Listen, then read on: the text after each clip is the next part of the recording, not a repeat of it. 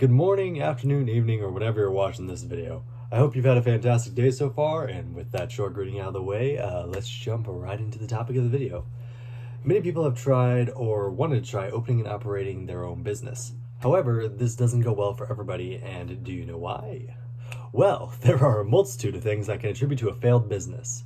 Poor business sense, money management, getting swindled, not actually knowing what the heck you're doing, poor planning, getting overtaken by a rival business, and the list just goes on and on and on and on and on and on into perpetuity.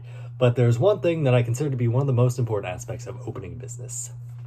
Now, you must be wondering what this could possibly be, or you might not, depending on how I decide to actually title the video. Though, as I was writing the script, I was thinking going a bit more vague as to draw on a couple of curious fellows. So, assuming I go with my original plan, then you have no clue what I'm about to say, so it will come as a slight shock that I'm telling you that the location of a business is what I personally believe it can be the deciding factor on whether it will succeed or fail.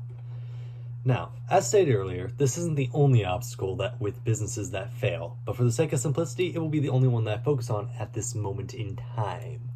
So, now that the main point has been brought to light, why do I believe so strongly that location is key when it comes to a business?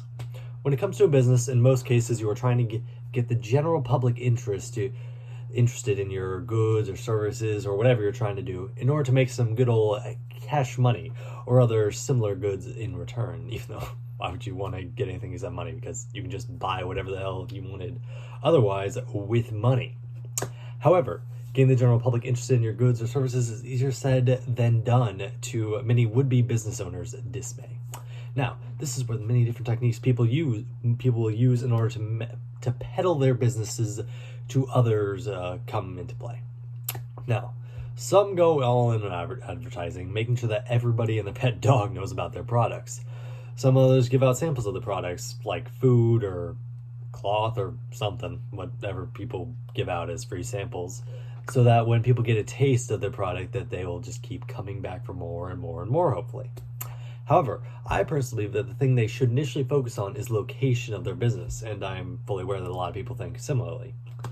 Now, with good location comes many prospective consumers of a product coming into contact with it.